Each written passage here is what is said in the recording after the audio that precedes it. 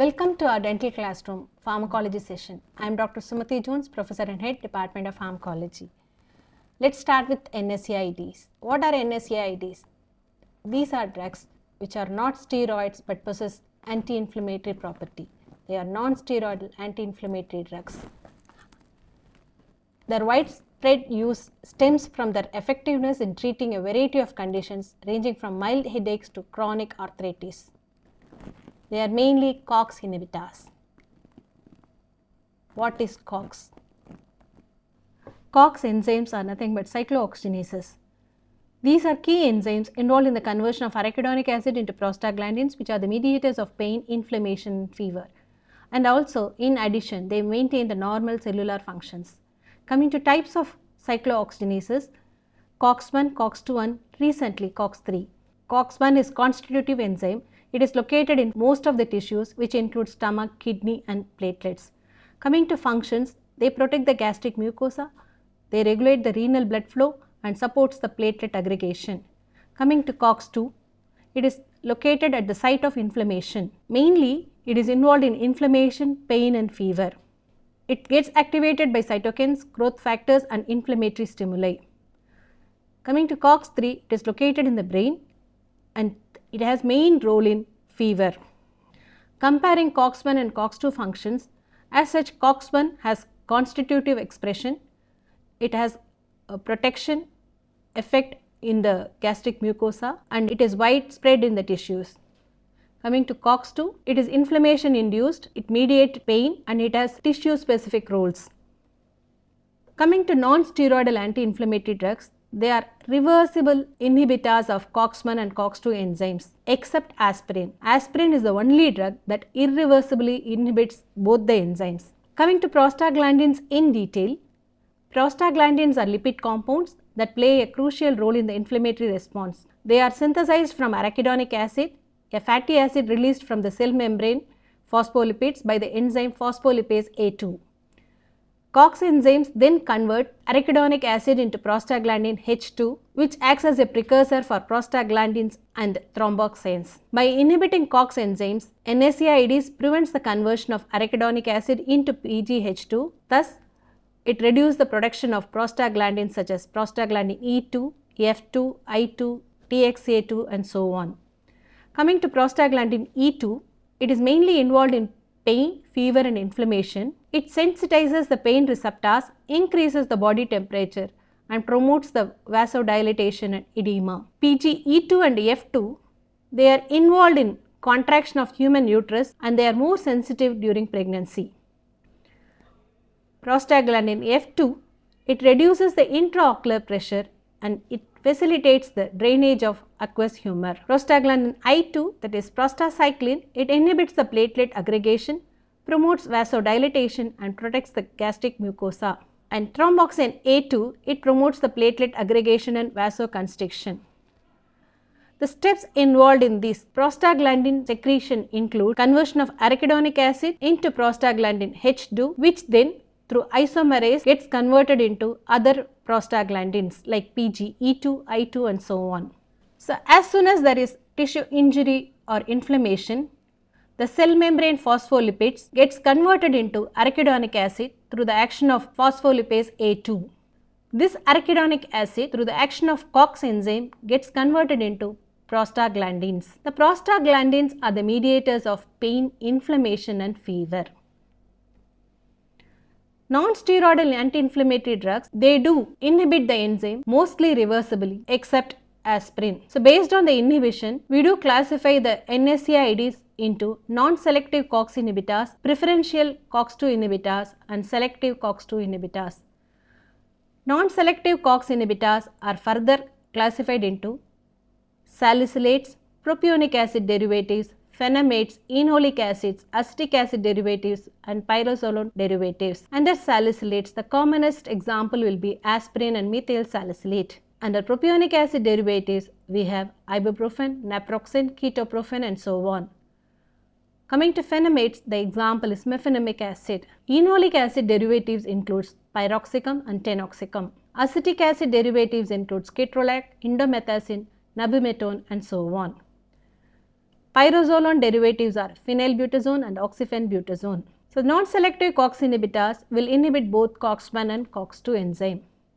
Coming to preferential COX-2 inhibitors, examples are nimesulide, diclofenac, aceclofenac, meloxicam and etodolac. Selective COX-2 inhibitors are coxibs, mainly celecoxib, etricoxib, parecoxib and so on. We do have one more subclassification as analgesic antipyretic with poor anti-inflammatory effect. Commonest example will be para-aminophenol derivative paracetamol, which is also called as acetaminophen. Other examples include metamizole and nefopam. Coming to pharmacokinetics of these NSAIDs, all these drugs are well absorbed orally. They are weak acids, they are well absorbed in the stomach or intestinal mucosa. They are 95% plasma protein bound and mostly metabolized in liver through oxidation and conjugation. So the main differences between non-selective COX inhibitor and selective COX inhibitors are in the mechanism of action. In case of non-selective COX inhibitors, they inhibit both COX-1 and COX-2. Selective COX inhibitors will selectively inhibit COX-2. Coming to gastrointestinal side effects, increased risk of ulcer and bleeding is seen in non-selective COX inhibitor, whereas cardiovascular risk is prominent with COX-2 inhibitors. Coming to pharmacological effects of NSAIDs, mainly they are potent analgesics, antipyretic, anti-inflammatory drugs. Additional actions are they prevent platelet aggregation, they do have effects on kidney, GIT, CVS and so on.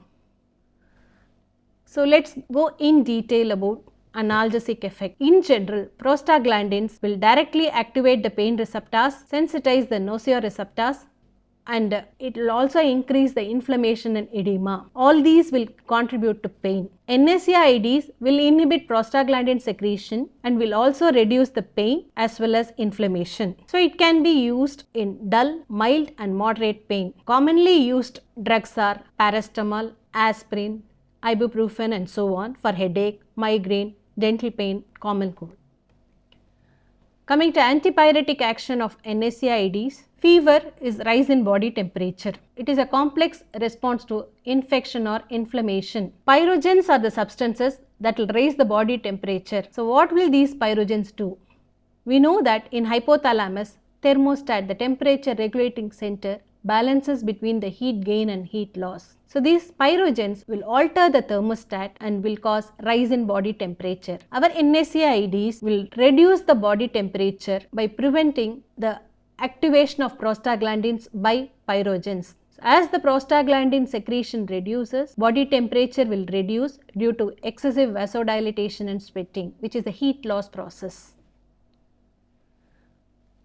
Coming to role of NSAIDs in inflammation. To start with, we know that prostaglandins will cause vasodilatation, will increase the vascular permeability, will cause edema and will cause movement of immune cells into tissues, infiltration process, which will lead to inflammatory processes.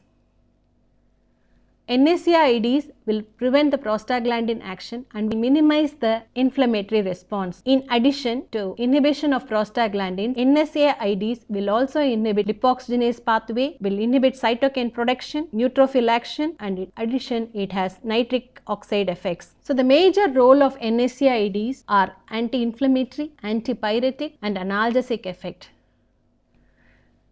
Next, pharmacological action will be anti-platelet effect. So platelets are small anucleate cells that play a crucial role in hemostasis and thrombosis. Upon vascular injury, platelets adhere to site of injury, becomes activated and aggregate to form platelet plug, which is essential for stopping bleeding. Excessive platelet activation and aggregation can lead to the formation of thrombi, which can obstruct the blood flow and cause cardiovascular events such as myocardial infarction and stroke. So what will NSAIDs do? Mainly aspirin is the preferred drug for antiplatelet effect. So as soon as the aspirin enters platelets, it gets absorbed into the platelets. It will inhibit the COX-1 enzyme. It will prevent platelet aggregation and it will prevent thrombi. So aspirin in particular is favored in the treatment of myocardial infarction or any other cardiovascular diseases. The reason behind this is other drugs like ibuprofen or naproxen will inhibit COX-1, but their inhibition is reversible. Aspirin is the only drug which has irreversible effect. So coming to cardiovascular protection of aspirin, the anti-platelet effect has been shown to be beneficial in preventing cardiovascular events in individuals at higher risk of thrombosis. Low dose of aspirin, around 75 to 100 mg daily, is commonly used as a primary prevention strategy in individuals with multiple cardiovascular risk factors such as hypertension, hyperlipidemia, diabetes, and smoking. It is also used as a secondary prevention strategy in individuals who have already experienced a cardiovascular event such as myocardial infarction or stroke to reduce the risk of recurrent events. Clinical trials have demonstrated that low-dose aspirin can significantly reduce the risk of myocardial infarction, stroke, and cardiovascular death in high-risk individuals. However, the benefit of aspirin must be weighed against the risk of bleeding, as aspirin can increase the risk of gastrointestinal bleeding, intracranial hemorrhage, and other bleeding complications. So, aspirin has the risk of bleeding. The antiplatelet effect of NSAIDs will increase the chances of bleeding. The risk is elevated further in individuals who are taking other medications that will affect the hemostasis. The drugs include anticoagulants such as heparin or other oral anticoagulants, antiplatelet drugs, and so on. The risk of gastrointestinal bleeding is a major concern with NSAID use, as NSAIDs can damage the gastric mucosa and increase the risk of ulcers and bleeding. The risk of intracranial hemorrhage is another serious concern with NSAID use, particularly in individuals with hypertension or history of stroke. So, antiplatelet effect is mainly mediated by NSAIDs through the blockade of COX pathway and prevention of synthesis of thromboxane, which is involved in platelet aggregation. So next we move on to the effect on GIT. The most common complications of NSAID is GI damage. So NSAID use will result in inhibition of COX-1, increased gastric acid secretion, topical irritation of gastric mucosa, impaired mucosal repair, and neutrophil adherence and activation. All these will lead to reduced prostaglandin production and release of inflammatory mediators. So this will lead to compromised mucosal integrity and GI complications. The prostaglandins in general will have a protective coating over the gastric mucosa and will prevent the ulceration. When prostaglandins are inhibited by NSAIDs, acid secretion increases, ulceration is common. So how can we manage NSAID-induced GI complications? Discontinuation of NSAID, acid suppression by giving other drugs, treatment of H. pylori infection, endoscopic therapy, and surgery. Coming to metabolic effects, cellular metabolism mainly in skeletal muscle is increased due to uncoupling of oxidative phosphorylation. Blood sugar may decrease due to utilization of glucose. However, in toxic doses, hyperglycemia due to central sympathetic stimulation occurs. Next, NSAID can cause acid-base imbalance. So, prostaglandins play a vital role in regulating physiological process including renal function, electrolyte balance, and acid-base homeostasis. So, NSAIDs can cause electrolyte imbalance. It inhibits the renin release and in turn it can cause sodium retention. Coming to kidney function, it will reduce the renal blood flow, cause sodium retention, and this in turn will cause acid-base imbalance. So initially, due to reduction in the renal acid secretion, hyperkalemia, and decreased bicarbonate reabsorption, metabolic acidosis occurs.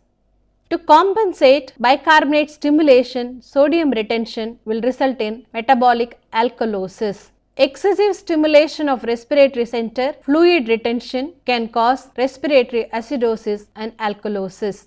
So, NSAIDs can mainly cause acid-base imbalance due to sodium water retention, stimulation of respiratory center. So, coming to the respiratory system. So, normally arachidonic acid gets converted into prostaglandins and thromboxanes through cyclooxygenase pathway. NSAIDs will block the cyclooxygenase pathway. So, the arachidonic acid will take an alternate pathway known as lipoxygenase pathway or LOX pathway. So, arachidonic acid gets converted into leukotrienes through lipoxygenase or LOX pathway. So when leukotrienes or lipoxins are formed, it will lead to inflammation, bronchoconstriction and immune responses. So when LOX pathway gets activated, the molecule synthesized will be LTB4, LTC4, LTD4, LTE4 and lipoxins. LTB4 will attract the neutrophils and increase the inflammatory process. LTC4, LTD4 and LTE4 will cause bronchoconstriction and mucus secretion. Lipoxins will have anti-inflammatory resolution signals. In patients with asthma, NSAIDs use should be approached with caution. Leukotriene receptor antagonists or LOX inhibitors may be considered as an adjunctive therapy to mitigate the effects of increased leukotriene production. Studies have suggested that shunting of arachidonic acid towards LOX pathway may contribute to increased cardiovascular risk, and it has been implicated in platelet aggregation, vasoconstriction, which can promote thrombosis and cardiovascular events. LOX pathway has been implicated in cancer development and progression. Some LOX metabolites can promote cell proliferation, angiogenesis and metastasis. So coming to renal syndromes associated with NSAIDs. So NSAIDs can cause acute kidney injury, which is reversible GFR decrease, chronic kidney disease, progression of kidney damage. It can cause sodium and water retention, which can lead to edema, weight gain and hypertension, hyperkalemia, that is impaired potassium excretion, analgesic nephropathy, which can lead to papillary necrosis, tubulointerstitial nephritis and so on, and it can cause minimal changes like glomerular diseases or nephrotic syndrome. NSAIDs can also affect the urate excretion process. It is dose dependent. 1 to 2 grams per day can cause urate retention. 2 to 5 gram has variable effect or no change. More than 5 gram will increase the urate excretion. So it has uricose-uric effect and it can be used in gout and arthritis. So NSAIDs in smaller doses will cause urinary retention. In larger doses will cause uric acid excretion. Coming to other pharmacological actions of NSAIDs, it can cause premature closure of ductus arteriosus. In general, during fetal circulation, ductus arteriosus is kept patent by PGE2 and PGI2. NSAIDs will block the secretion of PGE2 and PGI2. Hence, when NSAIDs are administered during late pregnancy, it can cause premature closure of ductus arteriosus in some cases. NSAIDs are also involved in parturition. Sudden spurt of PG synthesis by uterus triggers labor. NSAIDs will reduce the PG synthesis and can delay or retard the labor. Next, NSAIDs are useful in treatment of dysmenorrhea. PGF2 is raised in dysmenoric women. Dysmenorrhea is nothing but pain during menstruation. So NSAIDs will lower the uterine PGs and will reduce the pain by 60 to 70%. So local effect of NSAIDs include keratolytic effect. Mainly salicylic acid is preferred for its keratolytic effect as an antiseptic, fungistatic, and also it acts as an irritant for the broken skin. Anti-inflammatory action is mainly mediated through inhibition of PGE2, and this anti-inflammatory property finds useful in the treatment of arthritis, injuries and chronic pain.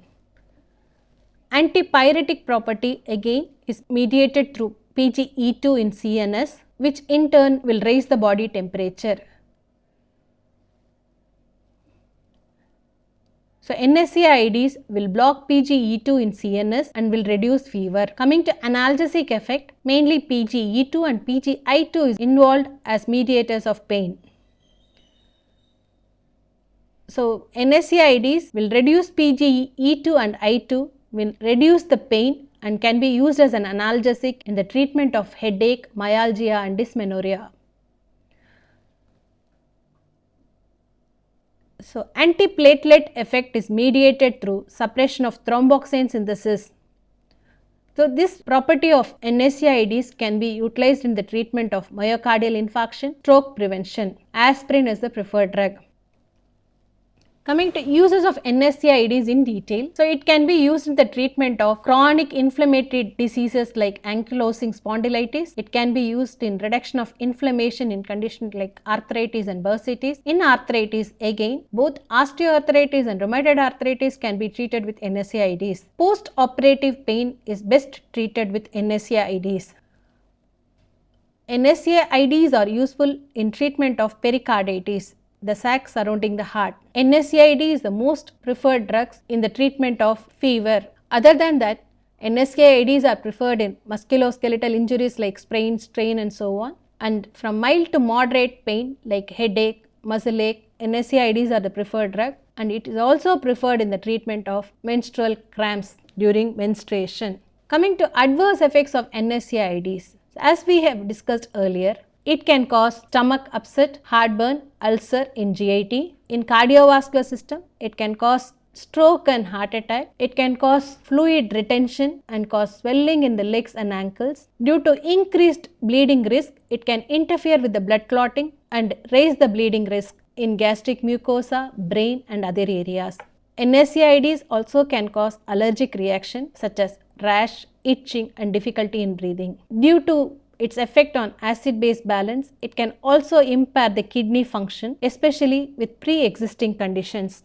Salicylate poisoning can occur through acute or chronic exposure. Acute poisoning typically results from a single large overdosage of salicylate containing products, most commonly aspirin. It is more common in children and adolescents attempting suicide or accidental ingestion. Coming to chronic poisoning, this develops gradually over time due to repeated doses of salicylate, often in elderly patients with underlying medical condition. Common sources of salicylates are aspirin, oil of wintergreen, that is methyl salicylate, bismuth subsalicylate and certain topical creams and ointments. The cause for the salicylate poisoning is mainly aspirin will uncouple oxidative phosphorylation. The salicylate will disrupt the normal process of ATP production in mitochondria, leading to increased oxygen consumption, heat production and inefficient energy production. It can also stimulate the respiratory center in the brainstem, causing hyperventilation and respiratory alkalosis. Furthermore, salicylate will inhibit the Krebs cycle. This in turn will cause accumulation of organic acid and will lead to metabolic acidosis. Salicylates mainly will cause electrolyte disturbances, which includes hypokalemia, hyponatremia and dehydration. In CNS, it can cross the blood-brain barrier and cause CNS toxicity, leading to altered mental status, seizures and coma. Early symptoms are hyperventilation, which is rapid breathing, tinnitus, that is ringing sound in the ear, nausea and vomiting, and diaphoresis, excessive sweating, and lethargy. Moderate to severe symptoms are altered mental status, hyperthermia, that is elevated body temperature, pulmonary edema, fluid in the lungs, seizures, coma, metabolic acidosis, electrolyte imbalance, and dehydration. Chronic salicylate poisoning, the symptoms include subtle neurological changes like confusion and agitation, non-specific GI symptoms, and worsening of underlying medical conditions. So, having learnt about the salicylate poisoning, what will be the treatment? So, the treatment of salicylate poisoning is stabilization, ABC, airway, breathing, circulation. Ensure a patent airway, adequate ventilation, and stable circulation. Intubation and mechanical ventilation may be necessary in severe cases. Next, IV fluids to correct dehydration and electrolyte imbalances. Continuous cardiac monitoring is essential to detect any arrhythmias. Second will be decontamination. Activated charcoal should be administered orally or via nasogastric tube to bind salicylate in the gastrointestinal tract and prevent further absorption. This is most effective if given within 1 to 2 hours of ingestion. Gastric lavage, that is stomach pumping. It may be considered in patients who have ingested a large amount of salicylate within a short period of time. Third will be enhanced elimination. So, how do you eliminate? Through diuresis, alkaline diuresis. So, alkaline diuresis is the mainstay of treatment for salicylate poisoning. It involves administering IV sodium bicarbonate to increase the pH of urine, which promotes the excretion of salicylate, which is an acid. The goal is to maintain the urine pH between 7.5 to 8. Potassium supplementation is usually required to prevent hypokalemia. Next process of elimination will be hemodialysis, the most effective method for removing salicylate from the body. It is indicated in patients with severe poisoning who has altered mental status, pulmonary edema, renal failure, severe acid-base or electrolyte disturbance, and high salicylate level more than 100 mg per deciliter in acute ingestion or 60 mg per deciliter. Other than that, supportive care should be given. For hypothermia, cooling measures such as cooling blankets, ice packs can be used. For seizure management, treated with appropriate drugs like benzodiazepines. Pulmonary edema can be managed with oxygen diuretics, positive pressure ventilation, and electrolyte correction is done with administering potassium, sodium, and so on. Coming to glucose management, monitor and manage blood glucose levels. So, salicylate poisoning is best treated with stabilization process, decontamination, enhanced elimination, and supportive care methods. Next, we move on to paracetamol. So, paracetamol is the most common drug used in day-to-day life. It is an over-the-counter drug. It is also called as acetaminophen in US and paracetamol in India or UK. Chemically, it is N-acetyl para-aminophenol. It is widely used analgesic and antipyretic. So, mechanism of action is it inhibits the prostaglandin synthesis in the CNS. It is weak inhibitor of COX oxygenase. It is a weak inhibitor of COX enzymes peripherally. It is poor anti-inflammatory agent. Paracetamol mainly acts on hypothalamic heat regulating center. So, it is a most effective antipyretic drug. Coming to pharmacokinetics of paracetamol, it is well absorbed orally, distributed throughout body fluids, mainly metabolized in liver through glucuronidation or glutathione conjugation. It gets eliminated through urine. T-half is 2 to 3 hours. Coming to contraindications, it is contraindicated in severe liver disease. It is used in caution in alcoholics and patients on hepatotoxic drugs. Therapeutic uses of paracetamol. Mainly it is preferred for fever, both in children and adults. It is very useful in treatment of mild to moderate pain, starting with headache, toothache, myalgia, post-vaccination fever, and so on. It is the safest drug during pregnancy. It is the preferred alternative to NSAIDs in patients with peptic ulcer, asthma. Coming to adverse effects of paracetamol. Adverse effects are rare at therapeutic doses. Hepatotoxicity is common in case of overdosage. Again, skin reactions, mainly Stevens-Johnson syndrome, is rare. Thrombocytopenia, a blood disorder, is also rarely seen with paracetamol. Coming to toxicity and overdose, the toxic dose of paracetamol is more than 7.5 or 10 grams in adults and 150 milligram per kg in children. When large doses of paracetamol are taken, hepatic glutathione gets depleted and it produces a toxic metabolite known as N-acetyl para-benzoquinone imine, which binds to the sulfidyl group in hepatic proteins and causes hepatic necrosis. Symptoms of paracetamol poisoning is nausea, vomiting, and liver failure. How do we treat paracetamol poisoning? In early stages, we start with activated charcoal, and we do have N-acetylcysteine, which can replenish glutathione stores in liver and also prevent toxic metabolite binding to the cellular constituents. So, the antidote preferred in treatment of paracetamol will be N-acetylcysteine, which can prevent toxic metabolite binding with the cellular constituents and causing hepatotoxicity. So, the drugs that bind with both cyclooxygenase and lipoxygenase pathway are diclofenac, ketoprofen, and indomethacin. So, coming to common NSAIDs, comparison between aspirin, ibuprofen, and so on. To start with aspirin, it inhibits both COX-1 and COX-2. The anti-inflammatory effect is moderate, GI risk is high, cardiovascular risk is low, renal risk is moderate. And coming to ibuprofen, again it blocks both COX-1 and COX-2. It has good anti-inflammatory effect, GI effect is moderate, cardiovascular risk is low, and renal risk is moderate. Diclofenac, it is slightly specific to COX-2. It has strong anti-inflammatory drug and the GI risk moderate, cardiovascular risk is higher, even the renal risk is higher. Indomethacin, it is a non-selective drug, very strong anti-inflammatory drug, but then GI, cardiovascular and renal risk are high. Other drugs are piroxicam. The anti-inflammatory effect is strong, but the risk is high to moderate in case of GI, CV and renal effect. Preferential COX-2 inhibitors like meloxicam, the GI risk is low but CV risk is very high. Selective COX-2 inhibitors, they are selective for COX-2 enzyme. Anti-inflammatory property is good and strong, but then cardiovascular effect is more, very high. So it has a chances of increased thrombotic risk. So what will be the key points to remember? NSAIDs are widely used for their analgesic, antipyretic and anti-inflammatory effect. Mechanism of action of NSAID is, in general, arachidonic acid gets converted into prostaglandins through cyclooxygenase pathway. The prostaglandins are the mediators of pain, inflammation and fever. NSAIDs, they will block the COX pathway and prevent the synthesis of prostaglandins. When the prostaglandin level decreases, there will be reduction in pain, inflammation and fever.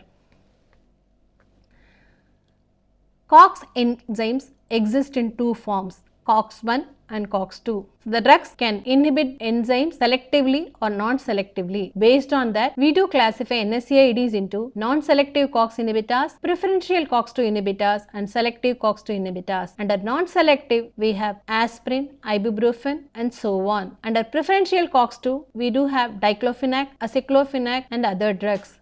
Selective COX-2 inhibitors are coxibs, celecoxib, rofecoxib, valdecoxib and so on. So how to avoid the toxicity of NSAIDs? So we do have to check for the GI effect. In general, prostaglandins form the protective covering in the GI mucosa. When prostaglandins are inhibited by NSAIDs, it may result in ulcer. So NSAIDs have ulcerogenic effect. So it should be avoided in patients with active ulcers, renal diseases, hepatic diseases, cardiovascular risk. Aspirin remains the drug choice for anti-platelet therapy. So aspirin will inhibit thromboxane by inhibiting the COX pathway. So arachidonic acid will get converted into prostaglandin as well as thromboxane through COX pathway. When COX pathway is inhibited, even thromboxane gets inhibited. Thromboxane has a crucial role in platelet aggregation. When aspirin is given, thromboxane synthesis is reduced and platelet aggregation is reduced. So it is a preferred drug in treatment of myocardial infarction and prevention of myocardial infarction. Low doses of aspirin, around 75 to 100, are given in treatment of cardiovascular diseases and prevention of cardiovascular diseases. Drugs like diclofenac, aceclofenac, ibuprofen are commonly used for anti-inflammatory property. They are available in topical forms as gels, creams and eye drops. In general, while using NSAIDs, we should monitor GI, renal and cardiovascular complications. That brings with the end of the session. Meet you in the next session with a new topic. Thank you.